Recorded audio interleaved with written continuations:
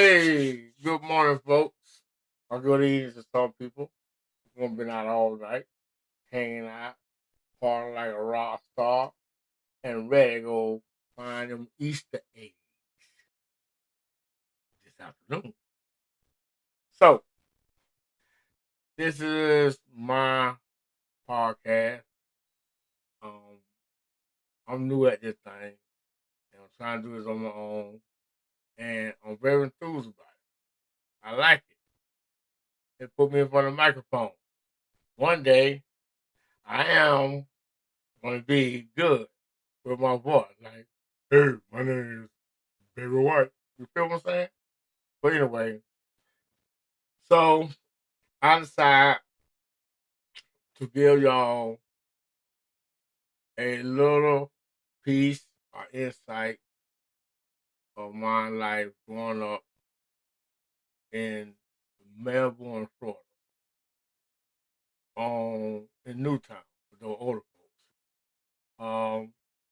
Cold side for the young ones. Not the young nowadays, but for them. Well, anyway, I came down here to Melbourne, Florida from Georgia. I was born in Statesboro, Georgia. But I ain't country though, cuz. And my mom came down here because I guess her mom was down here. You know how them Georgia folks is. You know what I'm saying? Cornbread, eating finger popping, chicken licking. You know what I'm saying?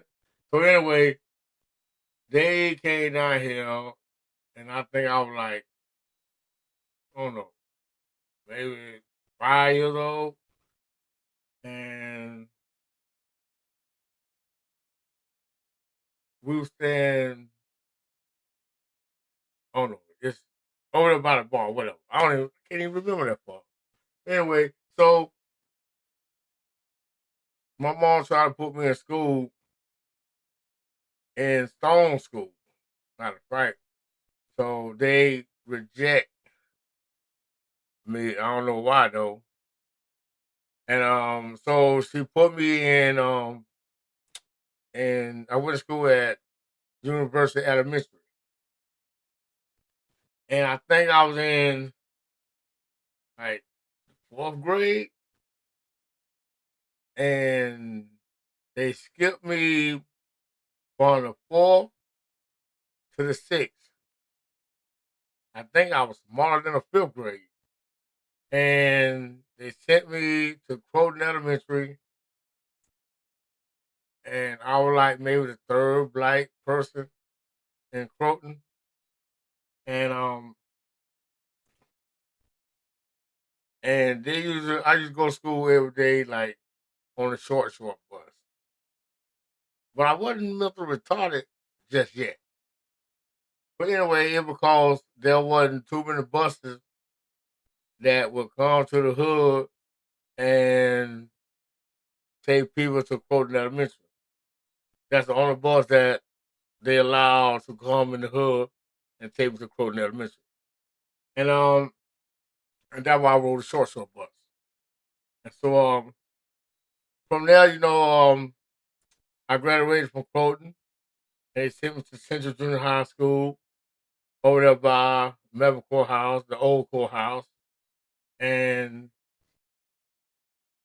I was in the seventh grade. And when one of my classmates told me, um, no, he called me a nigger. And me and him fought right there in the class. And the teacher said that I hit her. And they suspended me from school for the rest of that year. I don't believe I hit her. But, my classmate called me a nigga. He was white on black. Am I?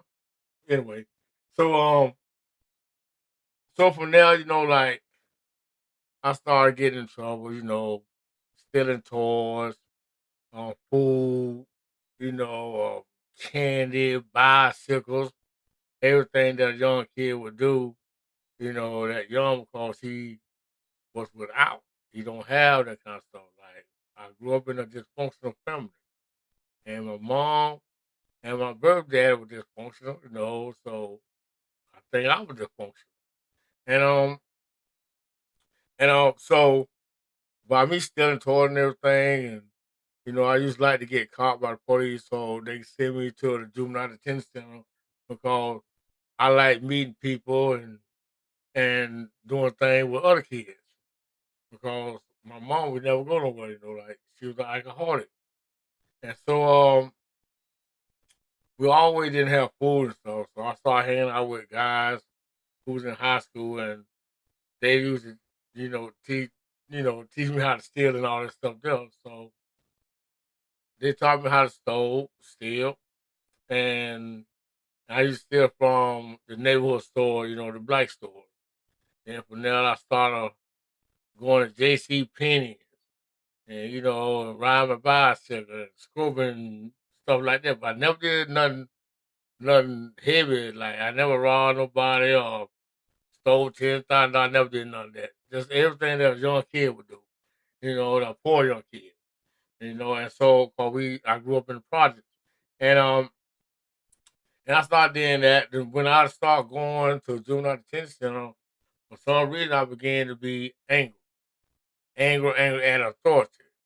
You know what I'm saying? Like I didn't feel nobody except my mom. And we would get whoopings, and spanked with stitcher cords and rope designed to tear our black behind up. You know what I'm saying?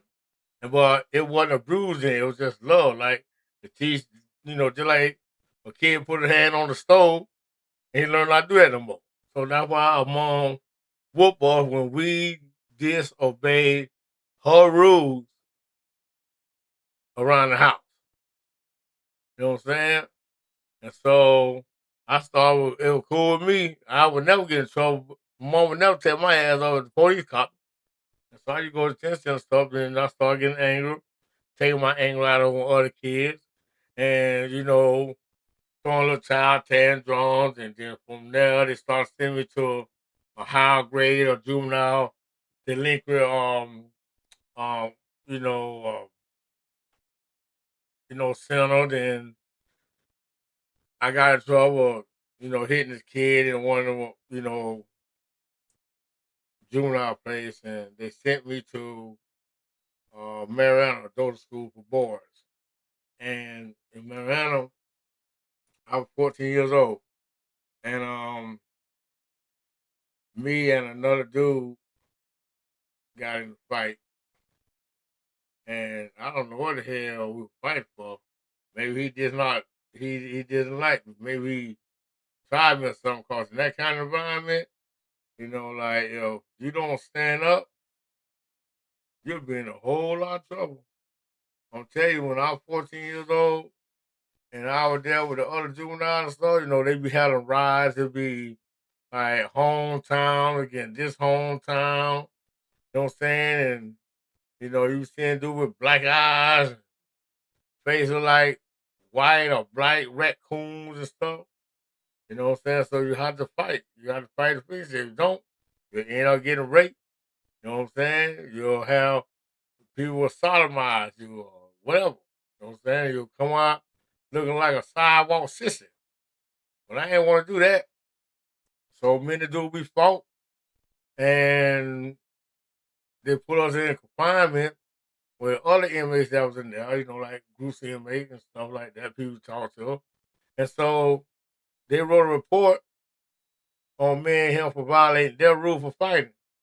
So they sentenced me to 30 days in isolation.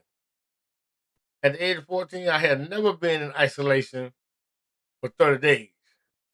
So to express myself, I threw a child tantrum. Now I ain't never like 5 foot, maybe 110 pounds. And the two staff members had restrained me. And, they put me in the cell anyway. I did it 30 days anyway. Still was petrified. He put me off in there, then they had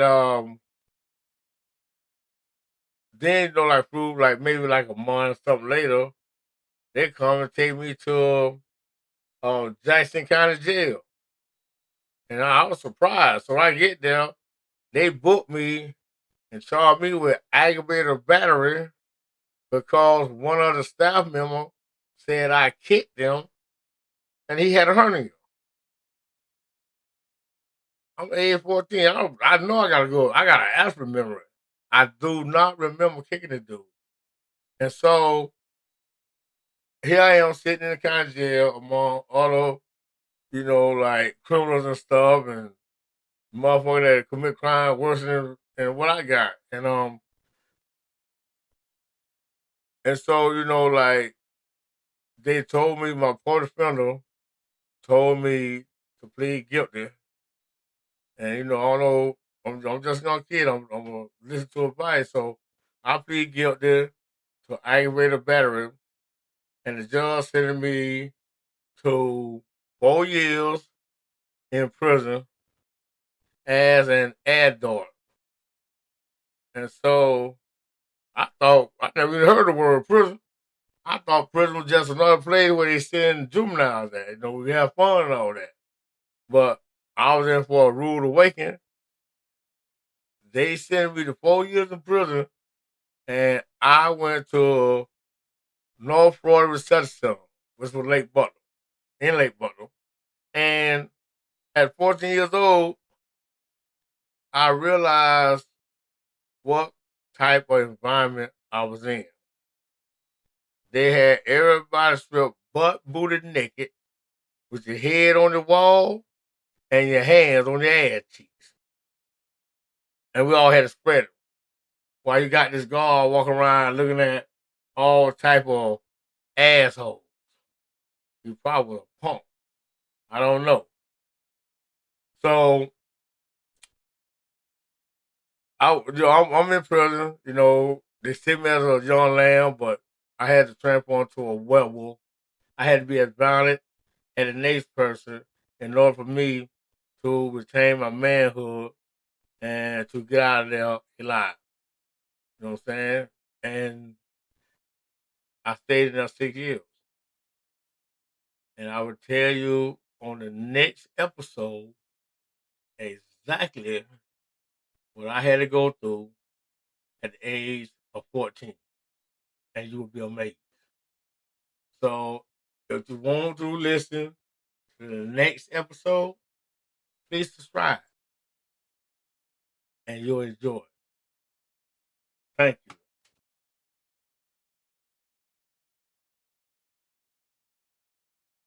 you.